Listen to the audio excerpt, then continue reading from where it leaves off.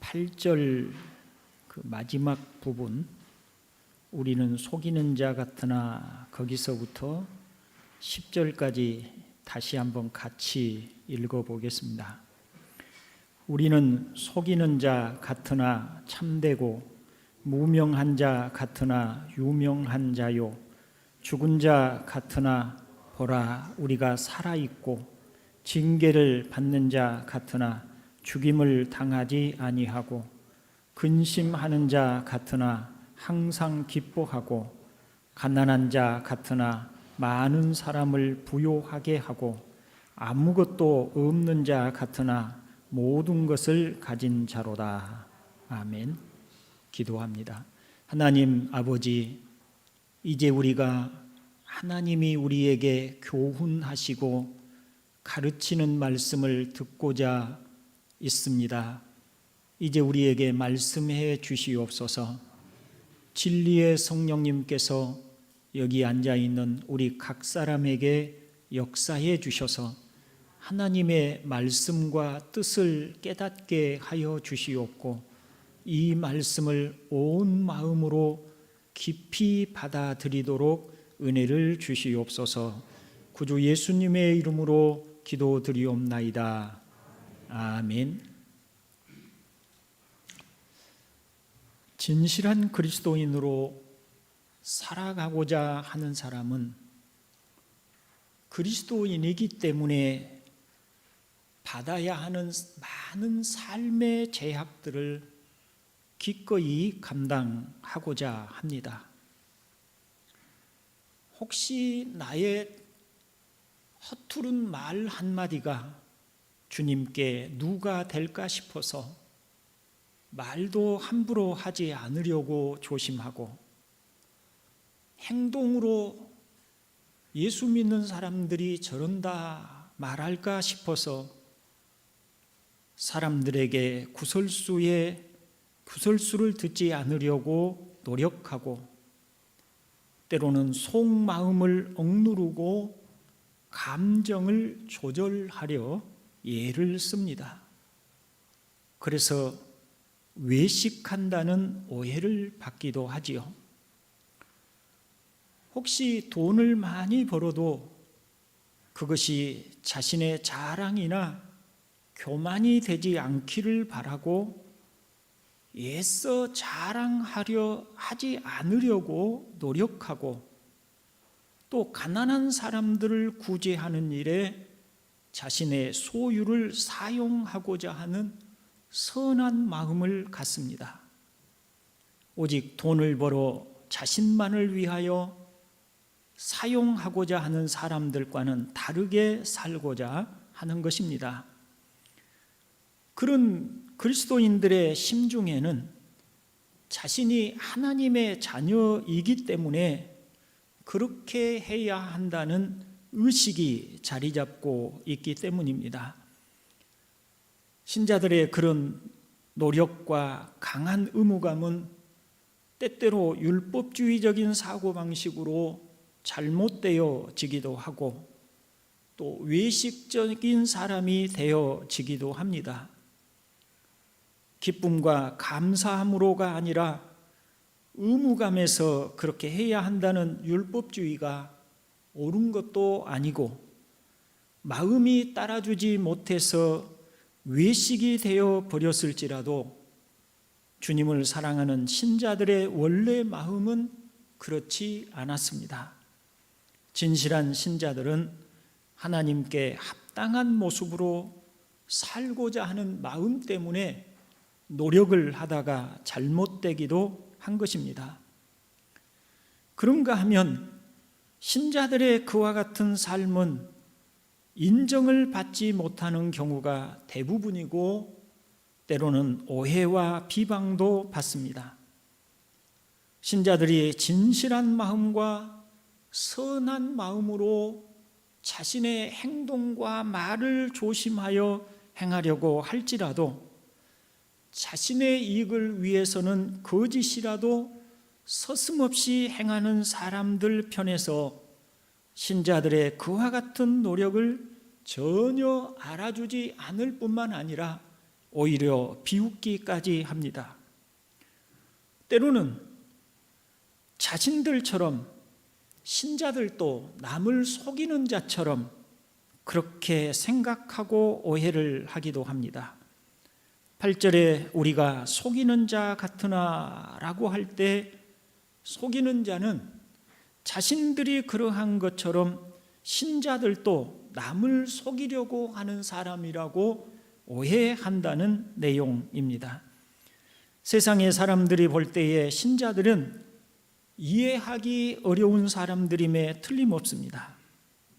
그들에게 있어서 하나님이 사랑하시기 때문에 징계를 하고, 그러므로 고난을 당하는 신자들을 도무지 이해하기가 어려운 일일 것입니다. 그래서 자신들의 판단으로 이해하고 또 쉽게 말을 합니다. 예수 믿는다고 하지만 좋은 것이 무엇인가? 맨날 허덕이고 살고 저렇게 가난하게 살고 있지 않은가? 예수 믿는다고 잘된 것이 무엇이 있는가? 라고 하는 식으로 말입니다. 그들은 하나님께서 사랑하는 자녀들에게 징계를 통해서 신자들의 인격과 성품을 그리스도를 닮는 성숙한 하나님의 자녀로 만드시고자 하신다는 것을 알지 못합니다. 그리고 하나님께서 신자를 고난을 통해 영광에 이르게 하시려는 뜻을 알지 못하는 것입니다. 그들의 시각은 자신들이 살고 있는 세상에 집중하여 있고 현재의 일만이 그들의 관심일 뿐입니다. 반면에 신자들은 현재의 삶은 잠깐에 지나지 않음을 알고, 반면에 하나님 아버지의 나라는 영원함을 알므로 그 나라를 사모하고 바라봅니다. 그러니 지금의 고난이나 시련을 신자들은 인내하며 장래의 소망을 바라보는 원동력으로 삼고자 하는 것입니다. 오늘 우리가 읽었던 본문은 바로 이와 같은 바탕을 두고 말씀을 하고 있습니다. 이제 본문의 구절들을 하나씩 살피며 신자의 삶이란 무엇인지를 말씀을 드리고자 합니다. 먼저 8절에 보시면 우리는 속이는 자 같으나 참되고 라고 말씀을 합니다. 속이는 자는 단순히 거짓을 꾸미는 자만을 의미하지 않습니다. 그런 의미를 내포하고 있지만 또한 여기에서는 다른 사람들을 진리에서 떠나 방황하도록 거짓된 것들을 가르치는 유혹자를 의미합니다. 참되면이라고 하는 뜻은 반대로 진리의 변호자라고 하는 의미이죠. 사람들은 바울 일행을 거짓으로 속이고 유혹하여 진리의 길에서 떠나게 하려는 자들이라고 주장합니다. 그러나 실제로는 바울은 참되고 옳은 진리만을 가르치는 사람들이라는 의미입니다. 9절에서 무명한 자 같으나 유명한 자는, 무명한 자라고 하는 말은 오해를 받다, 또 이해를 받지 못하다라고 하는 뜻입니다. 오해를 받고 이해를 받지 못하는 것 같으나 라고 하는 뜻인 것이죠. 신자들이 오해를 받아서 신분이 낮고 천한 사람들로 멸시를 받고 아무도 신자들의 형평과 또 그들의 마음을 알아주는 사람들이 없지만 사실은 그렇지 않다는 것입니다. 유명한 자는 알다, 이해하다, 인식하다라고 하는 단어인데, 신자는 이해를 받는 사람, 인정을 받는 사람이라는 의미입니다. 사람들이, 신자들이 어떻게 자신의 행동을 조심하고 있는지, 신자들이 어떻게 하나님께 누를 끼치지 않으려고 말을 조심하는지, 신자들이 어떻게 애써 자기를 과시하고 자랑하려고 하는 마음을 억누르고 사는지 아무도 알아주지 않고 이해하지 않고, 신자들이 어떤 노력을 하고 살아가는지, 고난 속에서도 어떤 마음으로 살아가는지 아무도 이해해 주지 않는 것 같으나 실상은 그렇지 않다. 알아주신 분이 계시다. 인정해 주시는 분이 계시다. 이런 말씀입니다. 누가 이해해 주고 누가 알아주고 누가 인정해 줍니까? 하나님이 알아주고 인정해 주는 것입니다. 주님께서 마태복음 25장 34절로 36절까지 해서 이런 비유의 말씀을 하십니다. 같이 읽어봅니다. 그때에 임금이 그 오른편에 있는 자들에게 이르시되, 내 아버지께 복받을 자들이여, 나하와 창세로부터 너희를 위하여 예비된 나라를 상속받으라. 내가 줄일 때에 너희가 먹을 것을 주었고, 목마를 때에 마시게 하였고, 나그네 되었을 때에 영접하였고, 헐벗었을 때에 옷을 입혔고, 병들었을 때에 돌보았고, 옥에 갇혔을 때에 와서 보았느니라. 아멘. 여기서 주님께서 의인이라고 일컬어지는 사람들에게 내가 헐벗었을 때에 너희가 옷을 입혀주었고, 내가 굶주릴 때에 너희가 먹을 것을 주었고, 목마를 때 마실 것을 주었다라고 칭찬을 하고 있습니다. 그런데 주님의 칭찬을 받는 사람들이 뭐라고 말을 하냐면 37절에서 이에 의인들이 대답하여 이르되, 주여, 우리가 어느 때에 주께서 줄이신 것을 보고 음식을 대접하였으며 목마르신 것을 보고 마시게 하였나이까? 라고 대답을 합니다. 무슨 말입니까? 이 사람들, 의인이라고 일컬어지는 이 사람들조차 자신들이 무슨 일을 했는지 기억하지 못하고 있는 것이에요. 자신들이 어떻게 주님을 위해서 힘쓰고 노력하고 주님의 사람으로 살고자 어떤 수고를 하였는지에 대하여 기억도 하지 못하고 있고 또 알지도 못하고 있는 것입니다. 그저 주님을 사랑하여 주님처럼 살고자 하여 헐벗고 굶주린 사람들을 돌보았을 뿐이었습니다. 그것이 자연스러운 그들의 삶이었던 것입니다. 그런데 주님은 말씀하십니다. 너희가 여기 있는 내 형제 중에 지극히 작은 자 하나에게 한 것이 곧 내게 한 것이니라.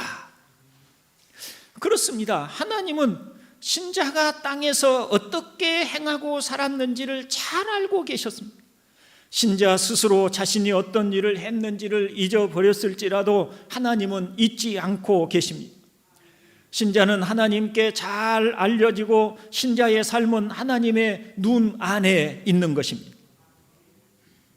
여기서 한 가지 말씀드리지 않을 수 없습니다.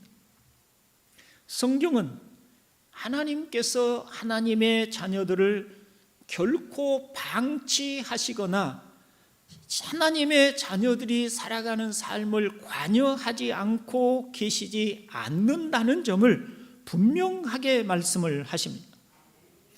다윗은 자신의 경험을 시편 139편에서 이렇게 말을 합니다. 제가 표준 세번역으로 기록해 놨는데요, 1절로 4절을 함께 읽어봅니다.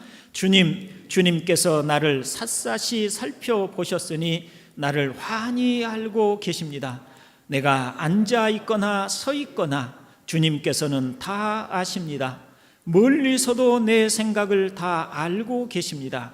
내가 길을 가거나 누워 있거나 주님께서는 다 살피고 계시니 내 모든 행실을 다 알고 계십니다. 내가 혀를 놀려 아무 말 하지 않아도 주님께서는 내가 하려는 말을 이미 다 알고 계십니다. 아멘. 여러분 여기 보십시오. 주님은 나의 모든 행실을 다 알고 계십니다.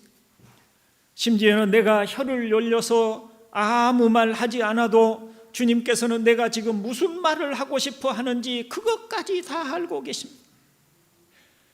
하나님께서는 하나님의 자녀들의 마음과 생각과 그 혀의 말을 알지 못하시는 것이 없이 낱낱이 알고 계시다는 것을 다윗 자신의 경험을 통해서 말을 하고 있는 것입니다.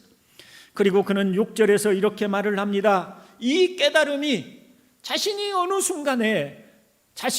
순간에 하나님께서 자신의 삶을 하나하나 섬세하게 주장하시고 통제하시고 또 인도하시고 계시다는 것을 깨달았을 때에 내게는 그 깨달음이 너무 놀랍고 너무 높아서 내가 감히 측량할 수조차 없습니다 라고 합니다. 그러니 여러분, 우리는 하나님께서 나의 곤고하고 가련한 형편을 알지 못한다고 생각해서는 안 됩니다. 하나님은 자녀들의 모든 것을 아시고 하나님의 통제 아래 두십니다. 우리에게 일어나는 크고 작은 일들이 우연히 일어난 일들이 아니며 하나님의 허락 없이 일어나는 일이 결코 없고, 하나님은 하나님의 자녀들의 유익을 위하여 모든 상황을 통제하고 계시다는 것을 우리는 믿어야 합니다. 동산교회 형제 여러분, 근본 하나님이시며 육체를 입고 오신 하나님이신 우리 주님께서 그와 같은 사실들을 우리에게 아주 적나라한 비유를 들어서 설명해 주셨습니다. 마태복음 10장 29절로 31절을 읽어봅니다. 참새 2마리의 값이 얼마인 줄 아느냐? 겨우 한 아사리온이 아니냐? 그러나 너희의 하늘 아버지께서 허락하시지 않으면 참새 한 마리도 땅에 떨어지는 법이 없다. 하늘 아버지께서는 너희 머리카락까지도 다 헤아리시는 분이시다. 그러니 걱정하지 말고 두려워하지 말아라. 너희는 많은 참새들보다 훨씬 더 귀하지 않느냐. 아멘.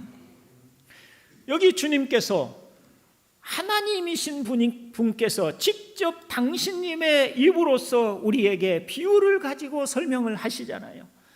참새 한 마리조차 하나님의 허락이 없이는 땅에 떨어지는 법이 없는데, 그런데 하나님께서 하나님의 자녀들의 머리카락까지라도 세고 계시는데 그런 하나님의 허락 없이 되어지는 고난이 있겠는가? 그런 하나님의 허락 없이 주어지는 어떤 일이 우리에게 일어나는가? 하나님의 허락 없이 주어지는 어떤 우리가 이해할 수 없는 일이 우리의 삶에 일어나는가? 그럴 수 없다는 것을 말씀을 하며, 그러니 우리에게 두려워하지 말라고 그렇게 말씀을 하고 계시는 것입니다. 이 말씀을 박해받는 신자들에 대하여 염려하지 말라고 하신 배경을 가지고 하신 말씀입니다. 그러니 아무도 우리를 알아주지 않는다고 걱정할 필요가 없지요. 사람들은 알지 못하고 이해하지 못할지라도, 그래서 우리는 무명한 자처럼 여김을 받을지라도 하나님은 우리를 아시고 또 우리가 주님을 위하여 행한 모든 일들을 다 알고 계십니다. 뿐만 아니라 하나님은 신자들을 보호하시고 함께하여 주십니다. 주님께서 박해받는 신자들에게 두려워하지 말라고 하신 것은 하나님이 보호하셔서 결코 망하거나 죽도록 내버려 두시지 않는다는 의미를 담고 계시는 것이죠. 하나님께서 이스라엘 백성들이 하나님의 징계를 받아서 포로가 되어 끌려가고 많은 고난을 받을 것을 말씀을 하시면서 또 그들을 회복시켜 주실 것에 대한 말씀을 하실 때 이사야를 통해서 하신 유명한 말씀이 있지요. 이사야 41장 10절입니다. 읽어봅니다. 두려워 말라, 내가 너와 함께 함이니라. 놀라지 말라, 나는 내 하나님이 됨이니라. 내가 너를 굳세게 하리라. 참으로 너를 도와주리라. 참으로 나의 의로운 오른손으로 너를 붙들리라. 아멘. 여러분, 이와 같은 하나님의 약속과 또 이런 하나님이심을 우리에게 가르쳐 주실 때에, 그러니 신자는 잠시 동안 낮아지고 고난을 당하는 것 같고 아무도 알아주지 않는 것 같아도 하나님이 그와 함께 하시기 때문에 결국에는 승리한다는 것을 믿으시기를 바랍니다. 하나님은 신자들의 삶을 복되게 하시는 것입니다. 하늘에서만이 아니라 땅에서도 하나님은 신자를 높여주시고 승리케 하여 주시는 것입니다. 우리가 이것을 알고 믿으면 감사하지 못할 것이 무엇이 있겠습니까? 지금 힘들고 어려운 일이 있습니까? 지금 아무도 여러분의 아픔과 수고를 알아주지 않는다고 낙심이 되고 있습니까? 지난 1년을 살아오면서 나름 예를 쓰고 살아왔지만 무엇 하나 눈에 보이는 것이 없다고 혹시 실망이 되고 있습니까? 아닙니다. 우리가 하나님을 향하여 진실하였고 주님을 따라 제자의 삶을 살아왔다면 하나님은 우리의 모든 수고를 기억하고 계실 줄로 믿습니다. 그러니 망하는 것 같으나 망하지 않게 하시고 영광의 옷을 입혀 주실 줄로 믿습니다. 9절에 죽은 자 같으나 보라 우리가 살아있고 징계를 받은 자 같으나 죽임을 당하지 아니하고 라고 말씀을 합니다.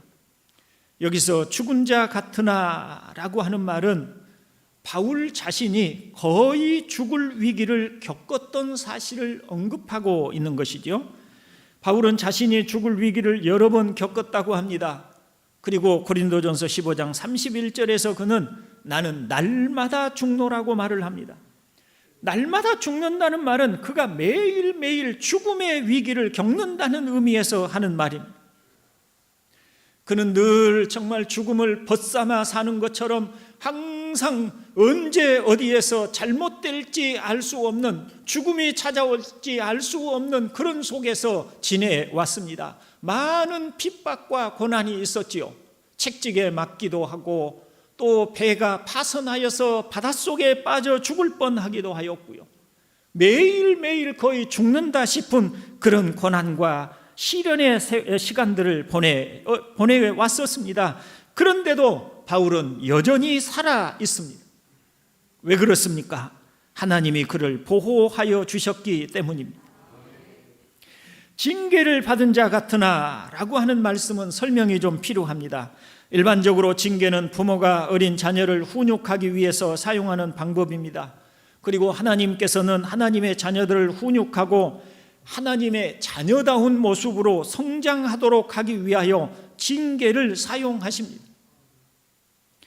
우리의 삶에서 겪는 많은 고난들이 하나님의 징계인 것은 사실입니다.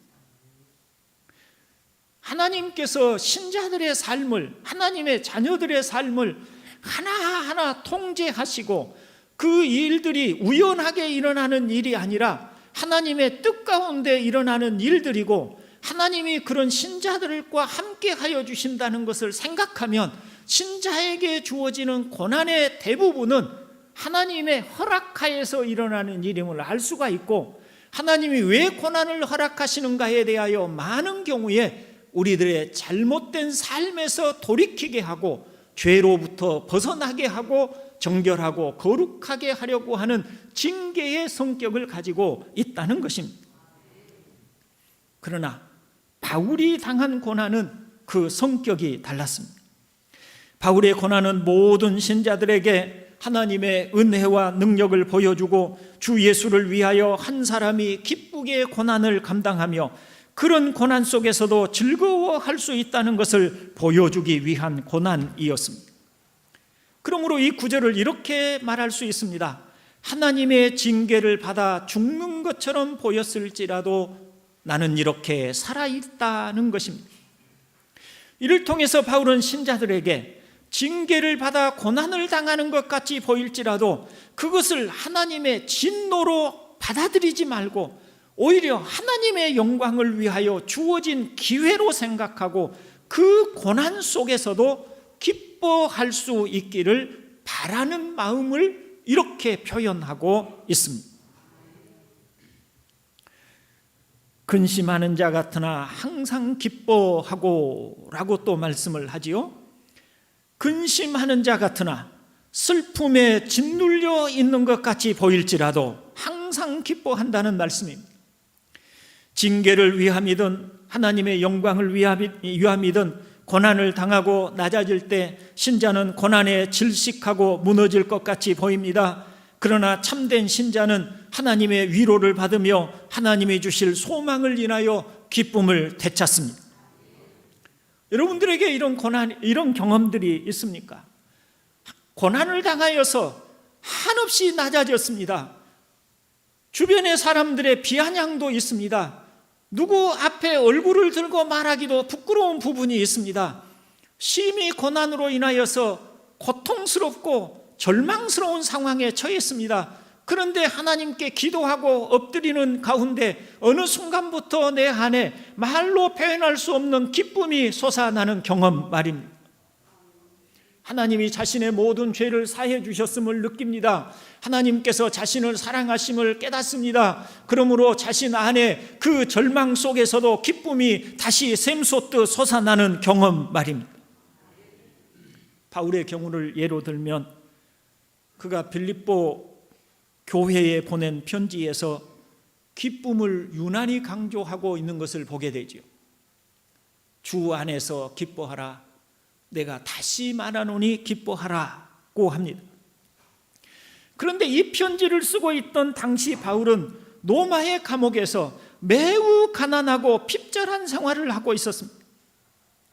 바울은 가난과 감옥의 매임에 절망하지 않았습니다. 그는 기쁨으로 가득하여 있었습니다. 감옥에 갇혔고 생활고에 시달리는 상황이기에 누가 보아도 낙심할 만하고 슬퍼할 것 같고 자신이 바울이 하나님을 위해서 얼마나 헌신되고 충성스러운 삶을 살아왔는데 노년의 삶이 이렇게 비참할 수 있는 것인가 라고 탄식할 수 있는 상황인데도 불구하고 바울은 하나님으로 인하여 오히려 기쁨을 말하고 있습니다. 자신만 기뻐하는 것이 아니라 이 편지를 받고 있는 빌립보 성도들에게도 너희들도 나와 같이 주 안에서 기뻐하기를 바란다고 말하고 있다는 것입니다.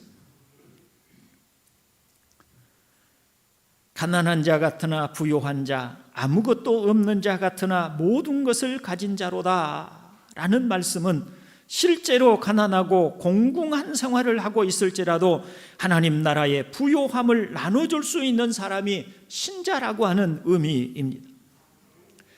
여러분, 신자들이 이렇게 반전의 삶을 살 수 있는 이유는 무엇입니까? 무명한 자 같으나 유명한 자이며 망하는 자 같으나 결코 망하지 않는 사람, 근심하는 자 같으나 항상 기뻐하는 삶을 살 수 있는 이런 반전의 삶을 살 수 있는 이유는 누구 때문입니까? 바로 하나님 때문입니다.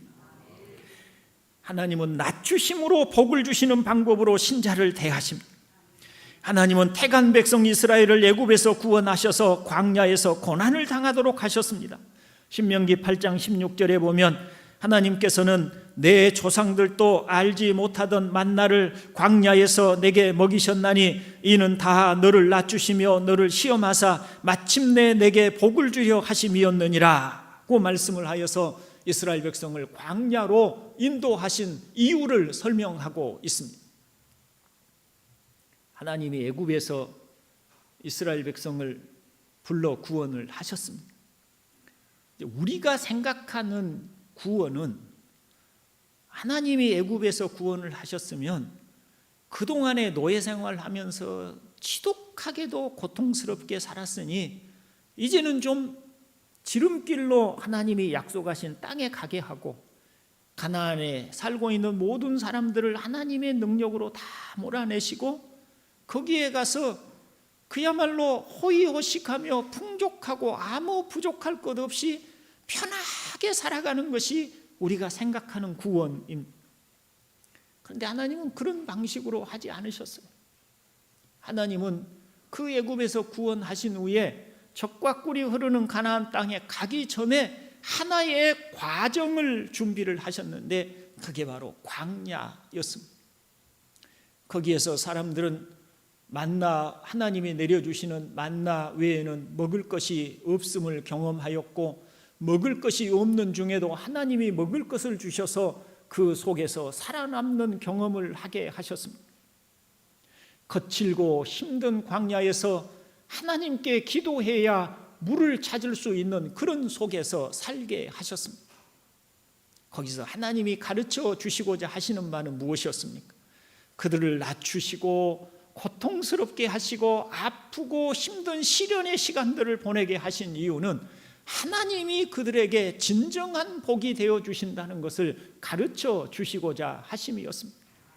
가나안의 풍요로운 땅이 그들에게 복이 아니고 가나안의 그 모든 풍성한 소출이 그들의 복이 아니고 하나님이 그들의 진정한 복임을 그들에게 가르쳐 주시고자 하셨던 것입니다.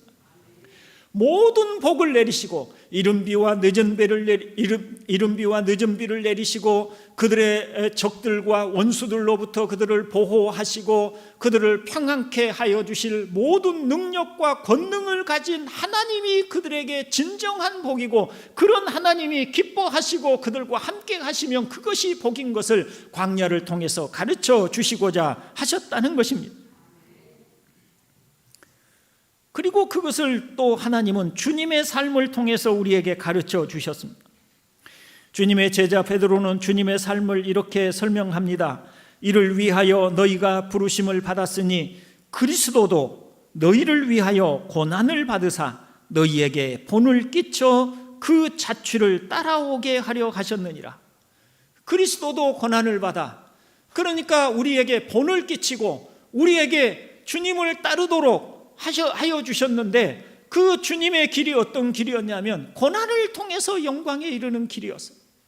그것이 하나님이 주시는, 하나님이 하나님의 자녀들에게 주시는 길이라는 말입니다. 이 같은 진리를 이해한 사도들은 이렇게 권면합니다. 만일 그리스도인으로 고난을 받으면 부끄러워하지 말고 도리어 그 이름으로 하나님께 영광을 돌리라. 그리고 덧붙여 말을 하죠. 하나님의 집에서 심판을 시작할 때가 되었나니 만일 우리에게 먼저 하면 하나님의 복음을 순종하지 아니하는 자들의 그 마지막은 어떠하며, 또 의인이 겨우 구원을 받으면 경건하지 아니한 자와 죄인은 어디에 서리요? 그러므로 하나님의 뜻대로 고난을 받는 자들은 또한 선을 행하는 가운데 그 영혼을 미쁘신 창조주께 의탁할지어다. 무슨 말인지 이해가 되십니까? 하나님이 하나님의 자녀들을 고난과 시련으로 징계하시고 연단하셔서 정결하게 하시고 깨끗하게 하려고 하셨다면 경건하지 않는 자들, 죄인들에 대해서는 어떤 심판이 임하겠느냐?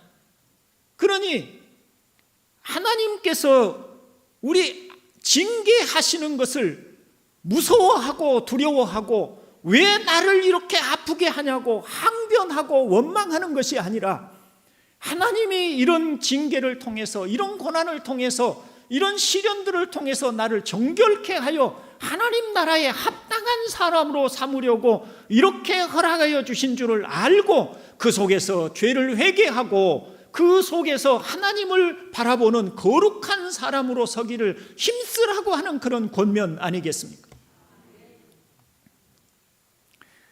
이제 말씀을 정리하고 마치려고 합니다. 동산교회 형제 여러분, 올 한 해가 평탄치 않으셨습니까?